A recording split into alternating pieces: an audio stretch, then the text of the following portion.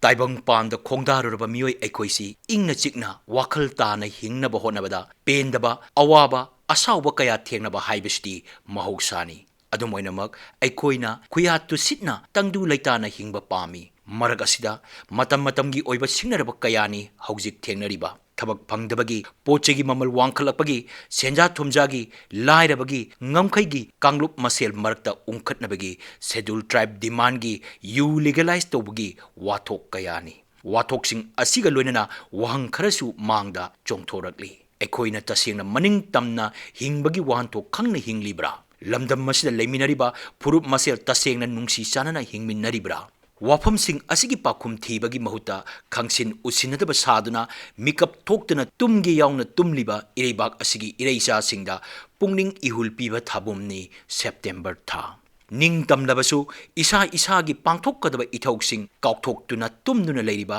miyambo hogdokpagi yakairolni hauro awaba ahingi amamba koktuna swadinta numit thorakle mangda hauro Konjel asi hek tabaga ekoina lamyanba amadi miyangi luching purel jananeta hijam irabotpu ningsingli lamyanba jananeta irabot ki punsida mahakka mari lenaba maru eba thodoksing September tha da thoki Kharadang Panjarabada Englishing Machamapan Nifunipangi September Kunmathoida Manipur Kasar Lusai Singh Amasung Tripura Pulaga Purbanchal Pradesh Himbagi Mayokta Imphal gi MDU Holda Wakat Mipam Pamnaba Honabada Thokiba Thogdokta Police Pamnaiba Amalekidabadagi Neta Irabot Mirot Oiki Mathang Sahi September Kunmathoida Bodhasandra Maharaj na merger agreement sahi taunaki Englishing Machamapan Yankai Matugi September Kunmathoida Matamdugi Manipur Sarkar gi Mayokta Leibasingi Matakta Chatharakiba Bichar Adugi Rai Lauktoki Lamyan by Irabot Englishing Machanipan Marfudra Taruki September Kuntrada Nambul Mapal Oinam Lekai de Poki Mahak Lishing Machamapan Yankai Matugi September Kuntarukta Nongaki Haujiki Matamde Irabot ki Wakalol Miam Hupna Kangmina Daba Yadaba Haibadu Oirakle Tokhai Tanabagi Wakalon Amana Amabu Tazaba Tamnaraktaba Ngasigi Kunai Shida Irabot Kumaluchingba Amabu Tinarakli Ching Amasung Tamgi Amatoiba Saktam Sagatnaba Honabada Mahakna Athapa Chingnung Singda Kongna Koina Satuna Luchingba Kayaga Unaki Manipuri Apunba Saktam Kahenba Yade Haiduna Irabona Englishing Machamapan Niputareki November Kuntrada Rasniti Dol Singi Apunba United Front Semki Englishing Machamapan Kuntra Nipangi December Kuntrada Nikhil Hindu Manipuri Mahasabagi Chingami Pamna Laukiba Warep Aduna Manipuri Rasnita Ahomba Kya Purak Anbangamki Mipam Maduda Mahasabagi Mingdagi Hindu Wahi Loktoktuna Nikhil Manipuri Mahasabha Haina Mingtonki Mahasabha Asina Kaishum Sangda Ladibi Rani Gaidilibu Thadok Hannaba Lengakta Taksinki Lamyan by Irabotna Manipurgi Mapanda Laikraba Assamgi Tripura Amasung Bangladesh ki Mitei Maitei Singi Pibam Phagatnaba Makhoibu Khomjin Tasinduna Punna Hingminnaba Pamjarami Samna Harabada, Kunai Ama Sokotpada Mama Lebak Nungchijabagi Wakalon,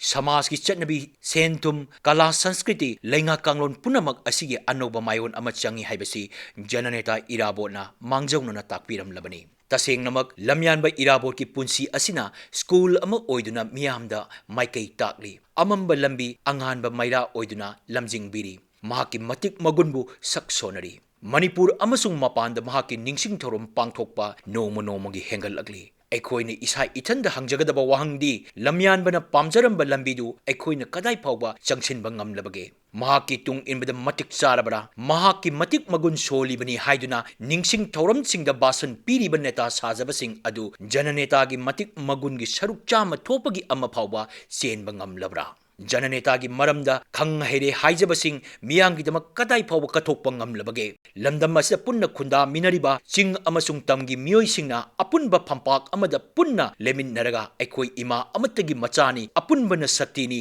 ima lebaki damak macha aikoi leiri haina lawba ngamlabra pakhum phanglaroi daba wahang kayani punamak asi miyangi luching purel hijam irabot ki thawai mirena pelam gadra Chap Manaba Mieng Thambiraga, Manaba Kunai Ama Sengat Minabada, Lady Balenga Kishu Makha Yamna Poli. ꯈꯨꯗꯣꯡꯆꯥꯕ ꯈꯔ ꯐꯪꯕꯗ ꯀꯊꯣꯛꯄꯒꯤ ꯃꯍꯨꯠꯇ ꯂꯅꯥꯏꯒꯤ ꯂꯟ ꯇꯥꯟꯁꯤꯟꯕꯁꯤꯡ, ꯖꯅꯅꯦꯇꯥꯕꯨ ꯅꯨꯡꯁꯤꯕ ꯑꯃꯗꯤ ꯅꯤꯡꯖꯕ ꯁꯥꯗꯨꯅ ꯚꯣꯠ ꯈꯣꯝꯂꯤꯕ ꯃꯤꯌꯥꯝꯒꯤ ꯂꯨꯆꯤꯡꯕꯁꯤꯡꯒꯤ ꯃꯐꯝꯗ ꯍꯥꯏꯖꯅꯤꯡꯕꯗꯤ ꯉꯁꯤ ꯃꯅꯤꯄꯨꯔꯗ ꯀꯥꯡꯂꯨꯞ ꯃꯁꯦꯟ ꯊꯥꯖꯅꯗ꯭ꯔꯤꯕ, ꯅꯨꯡꯁꯤꯅꯗ꯭ꯔꯤꯕꯁꯤꯡ ꯃꯈꯣꯏ ꯃꯁꯦꯟ ꯅꯨꯡꯁꯤꯅꯅꯕ ꯍꯥꯟꯅ ꯍꯣꯠꯅꯕꯤꯌꯨ꯫ ꯇꯣꯜꯂ ꯇꯥꯔꯕꯁꯤꯡ, ꯀꯅꯥ ꯂꯩꯖꯗ꯭ꯔꯕꯁꯤꯡꯒꯤ ꯌꯥꯏꯐ ꯊꯧꯔꯥꯡ ꯃꯥꯏ ꯄꯥꯛꯅ ꯄꯥꯏꯈꯠꯄꯤꯌꯨ꯫ ꯁꯦꯟꯖꯥ ꯊꯨꯝꯖꯥꯒꯤ ꯊꯕꯛ ꯂꯦꯞꯍꯟꯕꯤꯌꯨ꯫ ꯃꯤꯌꯥꯝꯒꯤ ꯄꯨꯟꯁꯤ ꯂꯟ ꯊꯨꯝ ꯉꯥꯛ ꯁꯦꯟꯕꯤꯌꯨ꯫ ꯃꯗꯨꯗ ꯖꯅꯅꯦꯇꯥ ꯏꯔꯥꯕꯣꯠꯀꯤ ꯅꯤꯡꯁꯤꯡ ꯊꯧꯔꯝ ꯄꯥꯛ ꯁꯟꯅ ꯄꯥꯡꯊꯣꯛꯄꯒꯤ ꯃꯍꯩ ꯌꯥꯟꯒꯅꯤ꯫ ꯃꯤꯌꯥꯝꯅ ꯅꯨꯡꯁꯤꯕꯤꯒꯅꯤ, ꯖꯅꯅꯦꯇꯥ ꯏꯔꯥꯕꯣꯠꯄꯨ ꯐꯪꯖꯒꯅꯤ꯫ ꯉꯁꯤ ꯀꯔꯤꯒꯨꯝꯕ ꯖꯅꯅꯦꯇꯥ ꯏꯔꯥꯕꯣꯠꯀꯤ ꯃꯤꯇꯝ ꯑꯃꯁꯨꯡ ꯐꯣꯇꯣꯅ ꯃꯔꯣꯜ ꯊꯣꯛꯂꯝꯂꯕꯗꯤ ꯋꯥꯔꯧꯔꯝꯒꯅꯤ, ꯁꯣꯏꯗꯅ ꯍꯥꯏꯔꯝꯒꯅꯤ꯫ ꯅꯁꯥ ꯅꯁꯥꯒꯤ ꯈꯨꯗꯣꯡꯆꯥꯕ ꯈꯔ ꯐꯪꯅꯕꯒꯤꯗꯃꯛ